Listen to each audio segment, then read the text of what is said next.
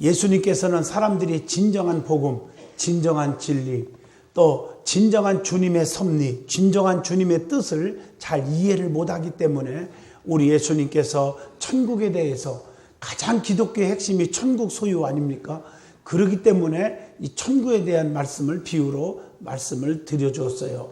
마태복음 13장 13절에 보니까 내가 저희에게 비유로 말씀하기를 저희가 보아도 보지 못하며 들어도 듣지 못하며 깨닫지 못함이라 하셨습니다.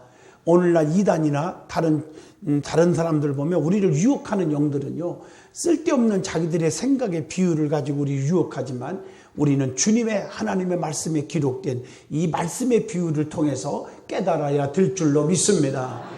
아무리 보아도 보지 못하고 들어도 깨닫지 못합니다, 인간들이. 그래서 예수님께서 우리에게 천국에 대한 비유로 말씀하신 겁니다. 마태복음 13장 14절로 15절 보면 이사야의 예언이 그들에게 이루어졌으니 일렀으되 너희가 듣기는 들어도 깨닫지 못할 것이요 보기는 보아도 알지 못하리라 하신 이 이사야서 6장 9절로 10절의 말씀, 이 백성들의 마음이 완악해져서 너무 강팍해져서 귀는 듣기에 둔하고 눈은 감았으니 이는 눈으로 보고 귀로 듣고 마음으로 깨달아서 돌이켜 내게 고침을 받을까 두려워함이라 하였느니라.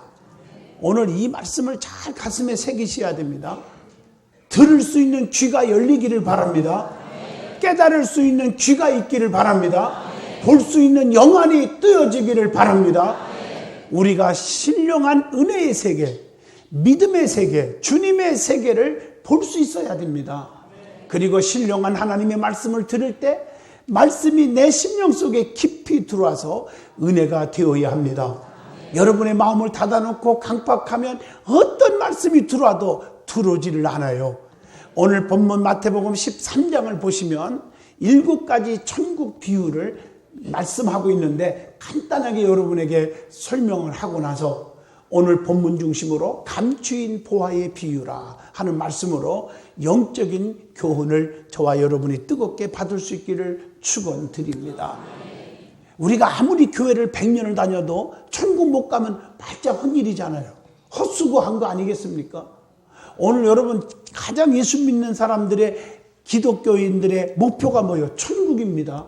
기독교는 도 닦는 종교도 아니고 수양하는 종교도 아니고 고행하는 종교도 아니고 해탈의 경지에 들어가는 종교도 아니고 기독교는요 천국을 소유하는 구원의 종교입니다. 그래서 예수님이 이 땅에 오신 목적 자체가 요한복음 10장 10절 내가 이 땅에 온 것은 생명을 얻고 더 풍성케 하려는 것이니라. 그래서 우리가 가장 중요시 여겨야 할 것은 나 때문에 행동 때문에 말하는 것 때문에 상대방에게 상처 줘서는 안 돼요. 한 생명이 천하보다 귀하단 말이에요. 내 뱃속에서 10달 동안을 고생하면서 난 자식일지라도 부모들아 자녀들을 노엽게 하지 말으라고 했습니다. 오늘 어린아이 하나라도 실족게 하면 연자 맷돌에 목에 걸고 바다에 빠뜨리는 것이 낫다. 그렇기 때문에 제가 목회에 가장 중요시 여기는 것은 우리는 가족이라는 거예요. 패밀리 미니스트리입니다. 우리는 한 가족입니다. 좋아도 싫어도 못생겨도 무식해도 치매 걸렸어도 우리의 가족입니다.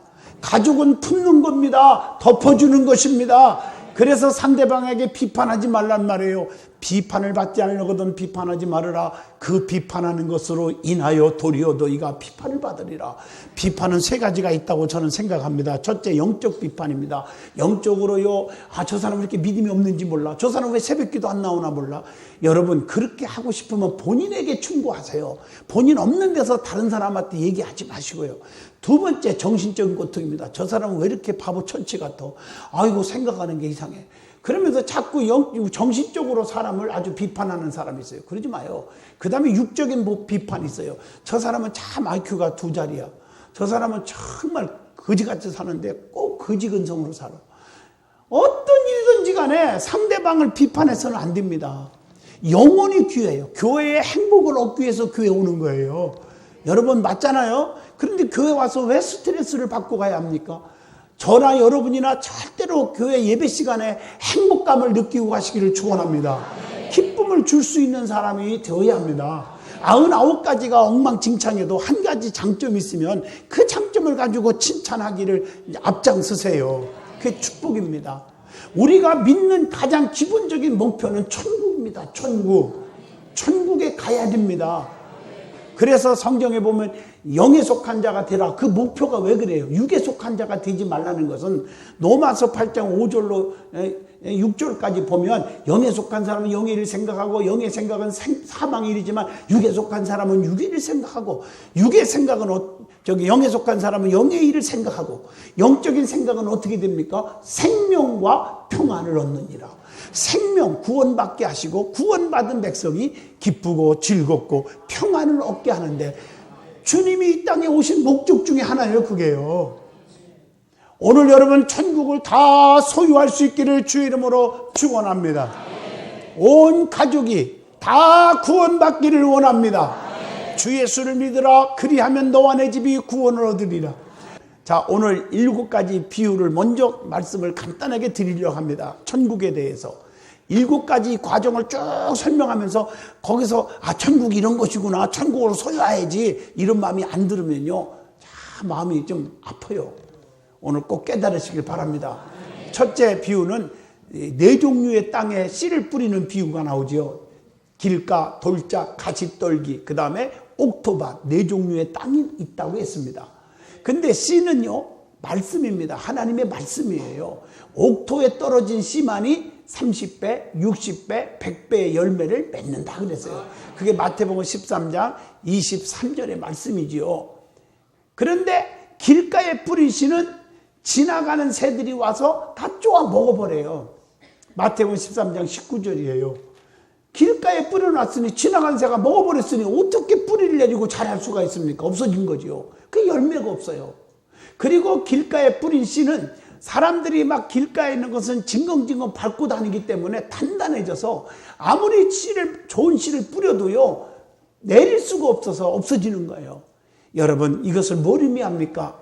오늘 세상에 너무 치우쳐 살다가 내 심령이 단단한 것처럼 강팍합니다. 완악해졌습니다. 교만이 꽉 차 있습니다. 우리의 마음의 밭을 갈아서 부드럽게 엎어야 될 줄로 믿습니다. 그 다음에 돌밭 같은 자갈들이 있는데 너무 자갈들이 많아서 씨를 뿌렸는데 제대로 뿌리를 내릴 수가 없어요. 이리 걸리고 저리 걸리고. 그래서 마태복음 13장 20절로 21절에 보니까 그것은 환난이나 박해가 일어날 때에는 곧 넘어지는 자라. 그렇게 표현하고 있는 줄로 압니다.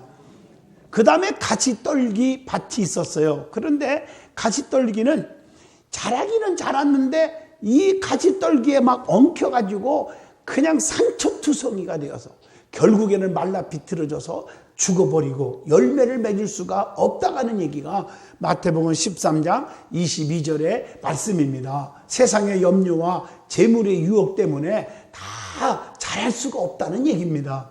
그러므로 쓸데없는 가시떨기는 다 과감하게 잘라서 불 속에 던져야 될 줄로 믿습니다. 여러분들 제가 누누이 말씀드리지만 좋은 상품의 열매를 맺는 과일나무는요 과감하게 힘들어도 마음이 아파도 가지치기를 하여야 잘 자라서 좋은 상품의 과일을 얻을 수가 있지 않습니까? 여러분이 주변 인물들을 정리하세요. 제가 누누이 말씀드리는 거예요. 내용이 중요한 거예요. 내 영혼이 중요한 거예요. 비행기를 타보세요. 항상 안내원이 제일 먼저 안전수칙 가르칠 때 여러 가지 중에서요. 보세요. 특히 산소 마스크가 내려올 때 보세요. 옆에 노약자가 또 아기가 있을 때는요. 아기부터 노약자부터 해주세요. 그런 말 안 해요. 나부터 하고 나머지 보호자들을 지켜주라는 거예요. 왜냐? 내가 살아야 노약자들을 돌볼 수가 있단 말이에요. 내 영이 내 믿음이 죽어버리면 아무것도 아니란 말이에요. 그래서 여러분 주변 정리를 잘해야 돼요. 부정적이고 늘 비판적이고 그리고 기도도 안 하고 사탄이 좋아하는 일만 하고 이런 곳에는요 가까이도 하지 말란 말이에요. 그래서 복 있는 사람은 악인의 길을 쫓지 아니하며 죄인의 길에 서지 아니하며 오만한 자리에 앉지 아니하며 오직 여호와의 율법을 주야로 묵상하는 자로다. 그렇게 되니까 어떻게 됐어요? 시냇가에 심은 나무가 시절을 쫓아 과실을 맺으며 그 잎사구가 마르지 아니함 같으며 그 행사가 다 뭐하리로다? 형통하리로다. 이렇게 말하고 있는 줄로 믿습니다. 우리의 심령의 밭을 옥토로 만들어야 많은 열매를 맺을 수가 있다는 것입니다. 그 다음에 알곡과 가라지의 비유가 나옵니다. 이것은 세상 안에 선과 악이 공존하고 있다는 현실을 가르쳐주고 있는 교훈입니다. 좋은 씨를 뿌리는 사람이 있는데 그 사람은 예수 그리스도를 의미하고요, 밭은 세상을 의미하고 좋은 씨는 천국의 아들들을 상징하고 있습니다. 가라지를 심은 자는 마귀 사탄들입니다. 가라지는 악한 자의 아들들이라고 기록되어 있습니다. 그런데요, 추수 때가 되면 세상의 모든 꿀을 의미하고 있는데 추수꾼은요 천사들이라고 말하는데, 여러분 잘 들으세요. 가라지를 건지지 않습니다. 여러분 항상 보면, 성경에 보면 가라지는 가만둬라, 알곡 다친다. 언제? 추수 때에 가라지부터 뽑아서 불 속에 집어던지고 그 다음에 알곡을 뽑아서 곡간에 쌓아둔다. 그렇게 성경은 말하고 있는 줄로 믿습니다.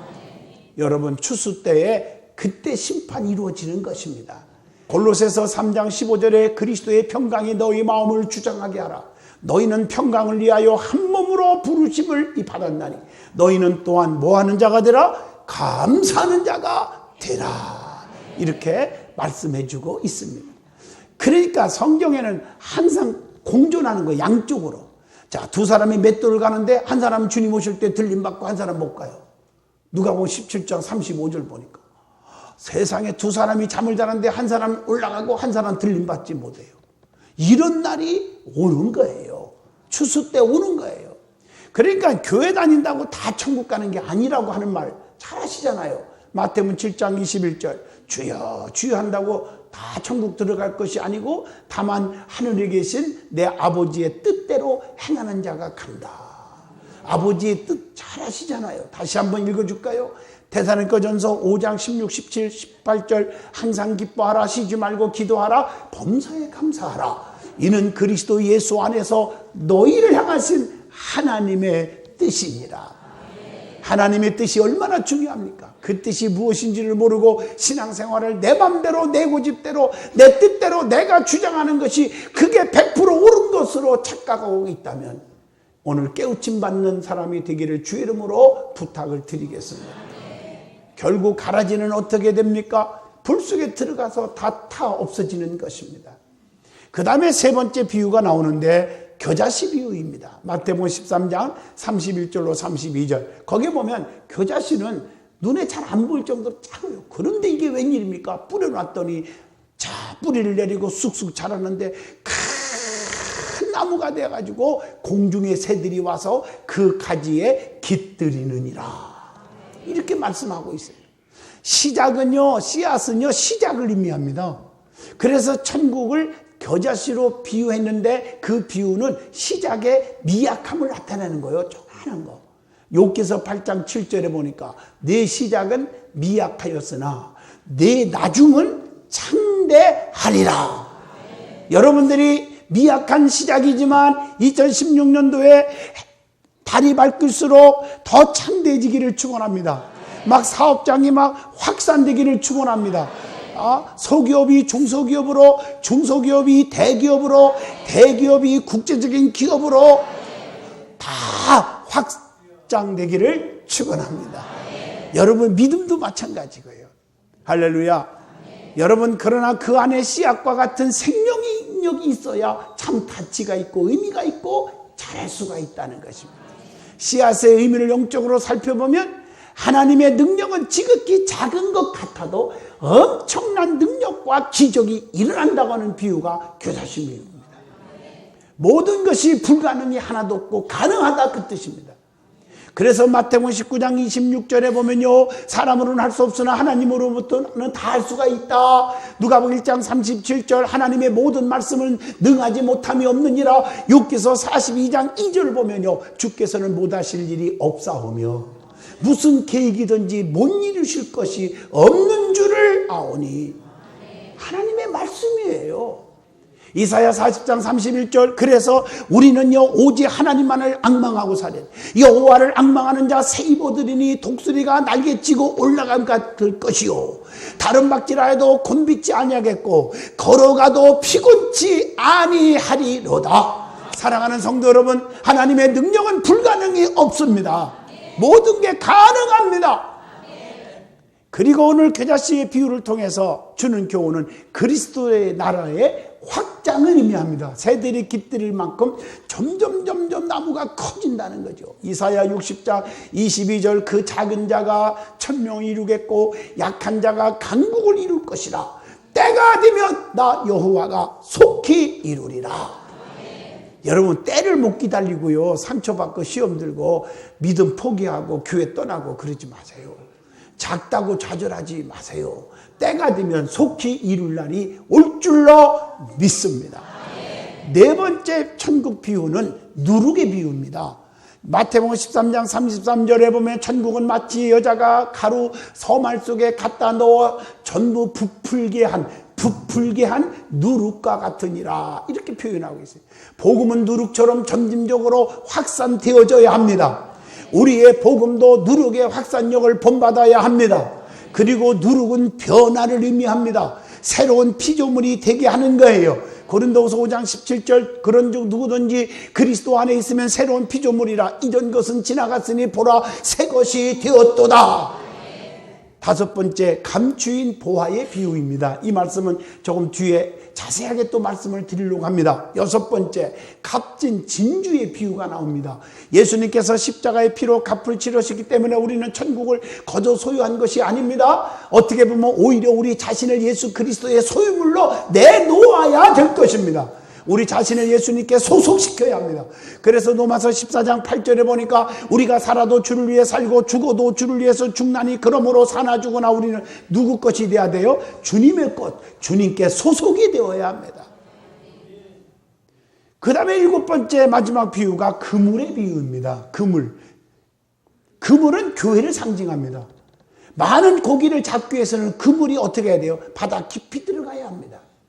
많은 사람을 구원하려고 하면 교회는 세상 속으로 들어가서 여기저기 들어가서 많은 영혼들을 건져내야 될 줄로 믿습니다. 그래서 주님은 우리에게 명령하셨는데 지상명령이 뭐예요? 전도입니다. 사도행전 1장 8절 땅끝까지 이르러 증인되라. 마태복음 28장 19절 너희는 아버지와 아들과 성령님으로 제자를 삼아서 다 세례를 베풀어라. 아멘이에요. 때를 얻든지 못 얻든지 복음을 전파하라. 너희는 강건하여 데려다가 내 집을 채우라. 지상 명령이 있습니다. 그게 전도입니다. 어부는 물고기를 가득 채웠을 때 그물을 올리는 거예요. 선교 없는 교회, 전도하지 않는 교회 되지 않기를 축원합니다.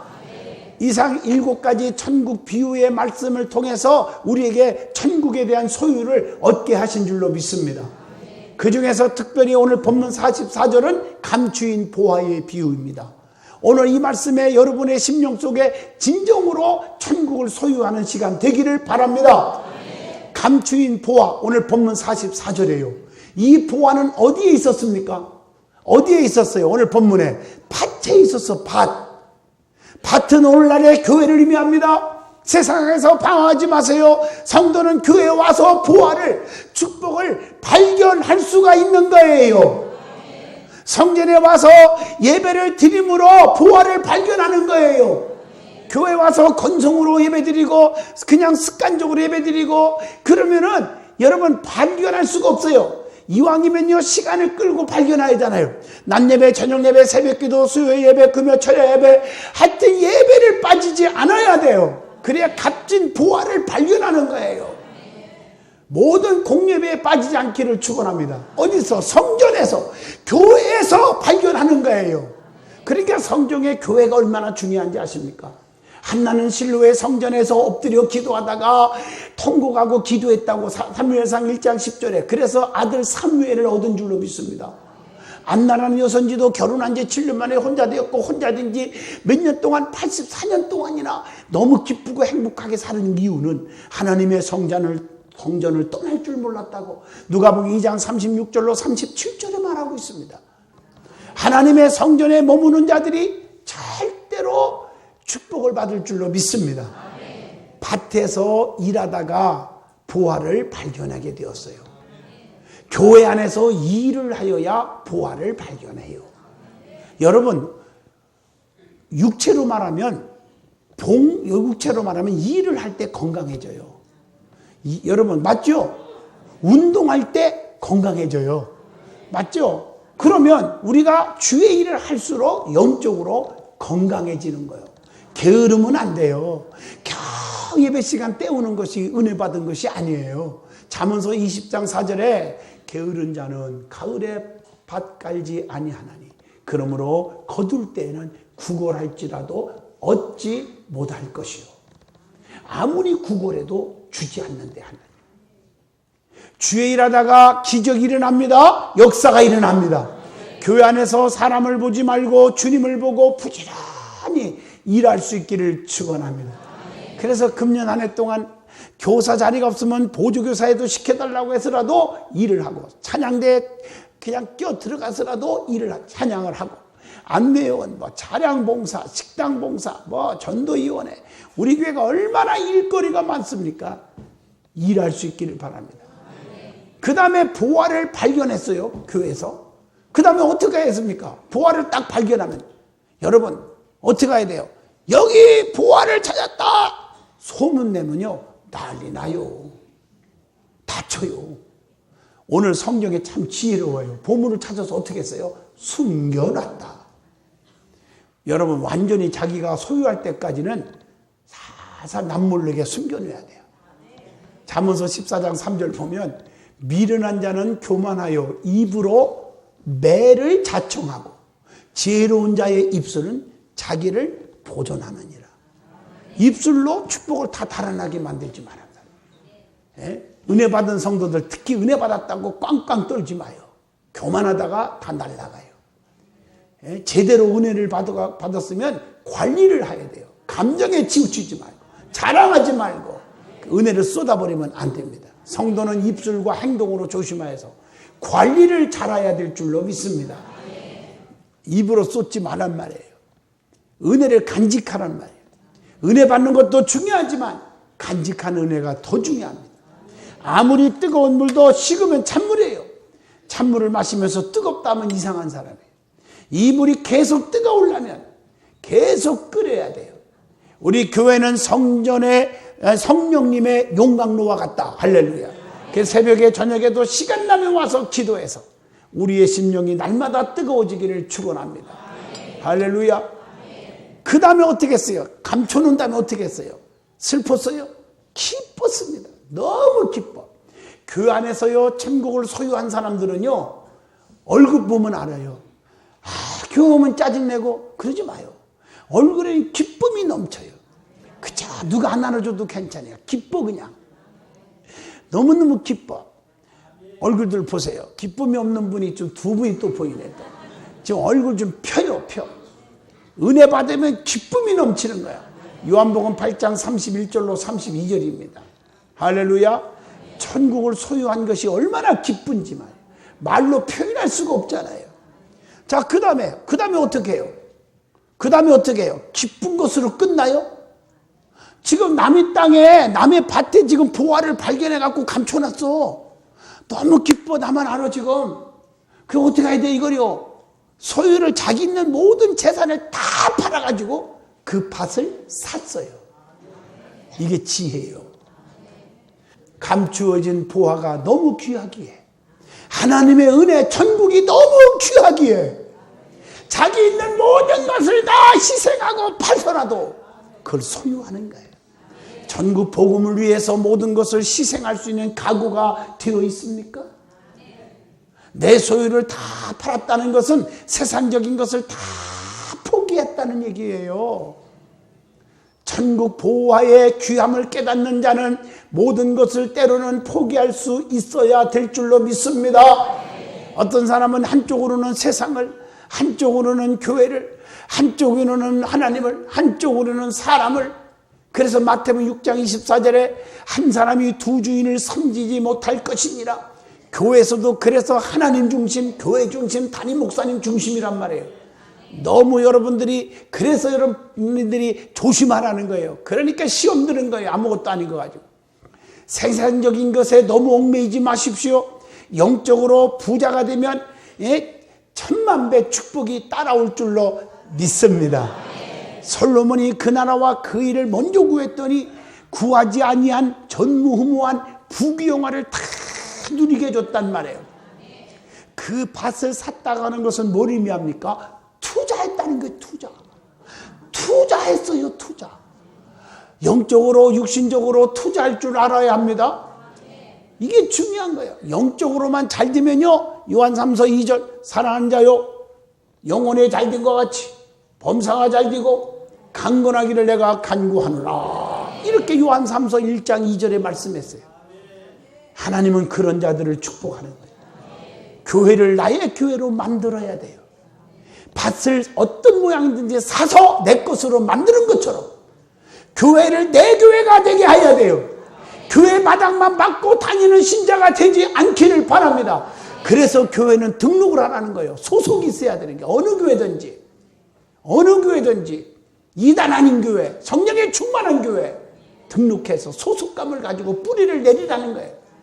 교회는 분명한 소속감을 가져야 됩니다. 그래야 하나님의 나라의 천국을 만들어내는 것입니다.